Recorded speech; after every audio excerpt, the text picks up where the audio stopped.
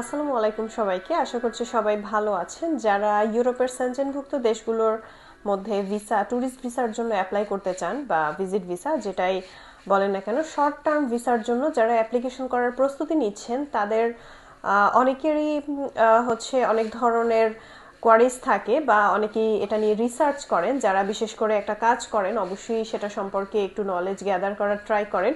So আমার কাছে যে ধরনের ফোন কলসগুলো আসে বা অনেকেই যেটা জানতে চান যে ডকুমেন্টেশন আসলে কিভাবে করা যেতে পারে বা কোন ওয়েতে ডকুমেন্টসগুলো অ্যারেঞ্জ করলে ভিসার হওয়ার ক্ষেত্রে সেটা হেল্পফুল হবে বা পজিটিভ রেজাল্টের ক্ষেত্রে সেটা অনেক বেশি হেল্পফুল হতে পারে।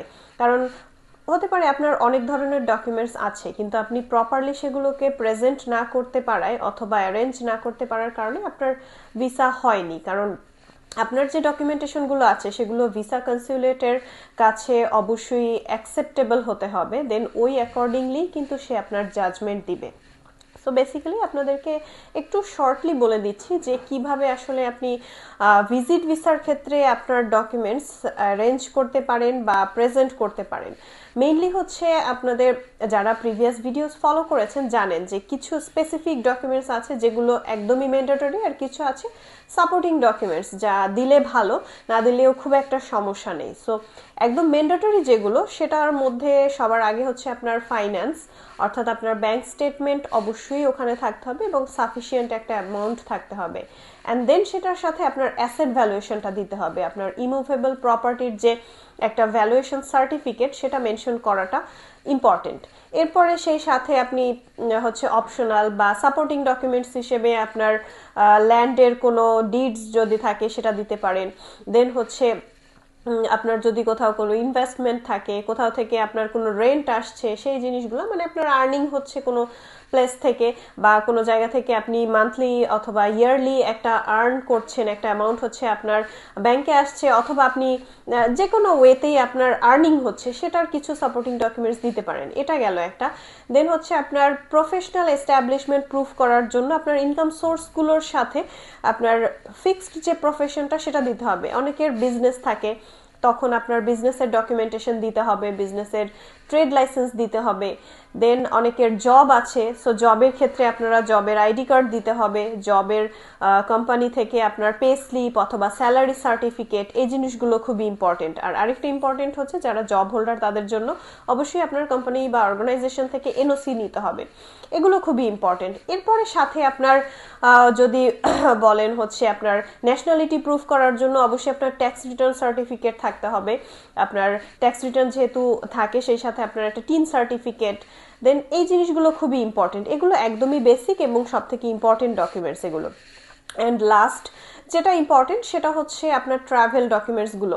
কারণ ট্রাভেল করতে যাচ্ছেন অবশ্যই আপনার ট্রাভেল ডকুমেন্টেশনগুলো প্রপারলি হতে হবে। আপনার একটা ট্রাভেল প্ল্যান থাকতে হবে, আপনি কবে ট্রাভেল করতে চাচ্ছেন, কোন কোন প্লেসেস হচ্ছে ভিজিট করবেন, এই জিনিসগুলো খুবই ইম্পর্টেন্ট। দেন ওই ভিজিটিং প্লেসেসের নামগুলো মেনশন করে, ডেগুলো মেনশন করে, টাইমিংগুলো, কোন কোন ভেহিকেলে আপনি হচ্ছে আপনার ট্রান্সপোর্টেশন কীরকম হবে, দেন ওই জিনিসগুলো মেনশন করে আপনার প্রপার একটা ট্রাভেল আইটিনারি মেক করতে হবে, সেটা আপনার অ্যাপ্লিকেশনের সাথে অ্যাটাচ করতে হবে। দেন মোস্ট ইম্পর্টেন্ট হচ্ছে আপনার কভার লেটার। কভার লেটারের মধ্যে আপনার পুরো প্রোফাইলের ডিটেলসটা সামারাইজ করতে হবে। দেন আপনি যেই হোটেলে হচ্ছে গিয়ে স্টে করবেন সেই হোটেলের রেজার্ভেশনগুলো দিতে হবে। আপনি যেই এয়ারলাইনে যেতে চাচ্ছেন এয়ারলাইনের যে পিএনআর যেটাকে বলে সেটা অ্যাটাচ করতে হবে। এই জিনিসগুলো আপনার একটা প্রি প্ল্যান্ড হচ্ছে আপনি একটা ট্রিপে যাচ্ছেন এটা যাতে প্রুফ করতে পারেন আপনি যে অলরেডি আপনি সবকিছু প্ল্যান করে রেখেছেন, just you are waiting for the visa approval. So এতটুকুই হচ্ছে আপনার বুঝাতে হবে যে আপনি ওখানে যাচ্ছেন আবার ওখান থেকে ব্যাক করে চলে আসবেন। সো আপনার জাস্ট একটা শর্ট ভিজিটের জন্য প্ল্যানিংটা করছেন, অ্যান্ড প্ল্যানিংটা তাদের কাছে প্রপারলি প্রেজেন্ট করতে হবে। এটা হচ্ছে সব থেকে বেশি ইম্পর্টেন্ট। সো যদি কেউ এই ওয়েতে আপনাদের ডকুমেন্টেশনগুলো রেডি করেন, আই হোপ আপনাদের ভিসা না হওয়ার খুব একটা রিজনস নেই। আর বর্তমানে সেনজেনের মধ্যে অনেকগুলো কান্ট্রি আছে যেগুলো কম বেশি ভিসা দিচ্ছে, যার মধ্যে সুইডেন অন্যতম। সুইডেন বর্তমানে ভিসা দিচ্ছে ট্রাভেলারদের, সো আপনারা অ্যাপ্লাই করলে সুইডেনের জন্য অ্যাপ্লাই করতে পারেন। এছাড়াও ভিসা প্রসেসিং সংক্রান্ত কোনো হেল্পের জন্য অবশ্যই আমাদের সাথে যোগাযোগ করতে পারেন, আমাদের অফিসে আসতে পারেন অথবা স্ক্রিনে দেওয়া নাম্বারে হোয়াটসঅ্যাপ আছে, কোনো কোয়ারিজের জন্য হোয়াটসঅ্যাপে নক করে রাখতে পারেন, অবশ্যই আপনারা রিপ্লাই পাবেন, অথবা সরাসরি কল করতে পারেন। ধন্যবাদ।